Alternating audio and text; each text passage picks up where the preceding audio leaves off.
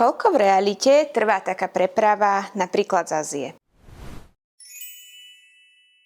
Na internete alebo za pomoci umelej inteligencie často nájdeme údaje, ktoré nie sú úplne presné, čo sa týka dĺžky prepravných trás napríklad z Číny na Slovensko alebo do Českej republiky. Dôvod je jednoduchý.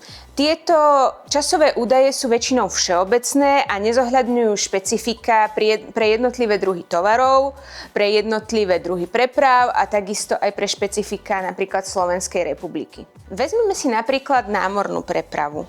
Väčšinou na internete je uvedené, že preprava z takej Číny trvá zhruba 30 až 40 dní. Avšak tento údaj nie je ani zďaleka pravdivý. Treba si uvedomiť, čo všetko vaša zasielka musí absolvovať predtým, ako sa vôbec na loď dostane.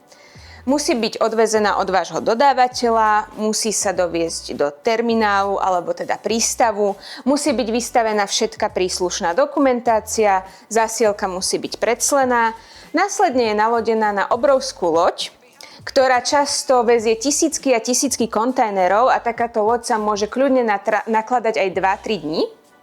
A až potom vaša zasielka na tejto lodi odpláva a vyráža na dlhú cestu okolo vlastne celého euroazijského kontinentu. Počas plavby aj takáto loď musí absolvovať niekoľko zástavok, či už je to kvôli tankovaniu alebo prekladkám. Aktuálne takéto plavby napríklad čínskych prístavov do Európy trvajú aj 2 mesiace kvôli mnohým geopolitickým problémom, ktorých posledné roky vlastne čelíme. Následne loď pripláva do prístavu. Problémom vlastne aj Slovenskej republiky, Českej alebo aj okolitých krajín je, že samozrejme nemáme námorné prístavy. To znamená, že vaša zasielka musí absolvovať ďalšiu pomerne náročnú cestu. A teda opäť je vykladaná z lode v rámci niekoľkých tisícok kontajnerov a následne čaká na vlak. Treba si uvedomiť, že zatiaľ čo taká loď dokáže previesť tisícky kontajnerov, vlak zvládne len niekoľko desiatok. Takže je možné, že vaša zasielka v kontajneri bude čakať pár dní, dokonca možno aj týždeň, niekedy 2 na to, aby bola vlastne naložená na vlak a putuje ďalej na Slovensko. Na Slovensku opäť zasielka musí byť preclená, čo môže trvať ďalšie 2-3 pracovné dni a až následne môže byť doručovaná. Preto tento proces môže trvať teda už týždeň v samotnej Číne, následne zhruba 2-mesačná plavba a cesta po Európe môže trvať 2 až 2,5 týždňa. Čo znamená, že celková preprava zasielky po mori môže trvať 8 až 10 týždňov.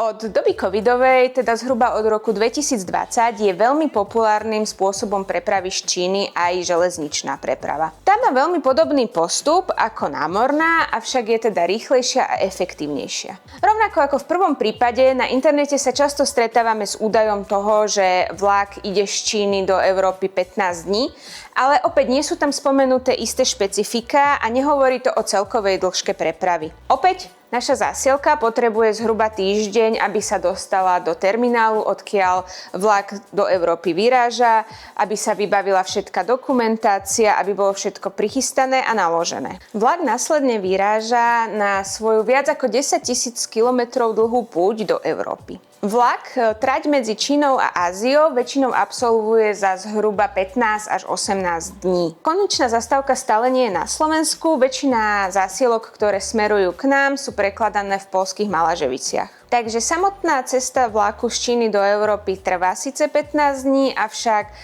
tovar sa opäť musí preložiť a následne putuje na Slovensko, kde sa preclieva a doručuje priamo k vám. Takýto celý proces bežne trvá zhruba 35 až 40 dní. Napriek tomu, že letecká preprava je dlhodobo najrýchlejším spôsobom, ako dostať zasielku z Číny priamo k vám, nie vždy je to tak jednoduché a tak rýchle, ako by sme si predstavovali. Skoro žiadne lietadlá nelietajú priamo na Slovensko a takisto tovar musí teda prejsť niekoľkými prekladkami. Opäť sa stretávame s podobným procesom a to je vyzdvihnutie zasielky, doručenie na letisko, dokumentácia, následný let na jedno z európskych letísk a preťahovanie zasielok naprieč Európou až k nám na Slovensko. Z praxe vieme, že takýto proces sa dá stihnúť za zhruba 10 až 14 dní. Aj to sú dôvody, prečo niektoré informácie na internete môžu byť trošku zavádzajúce a je dobré informovať sa profesionálov, aká je aktuálna situácia, aké sú aktuálne termíny a dĺžky dodania, pretože vaša zasielka musí absolvovať mnoho krokov pred tým, ako sa dostane až k vám.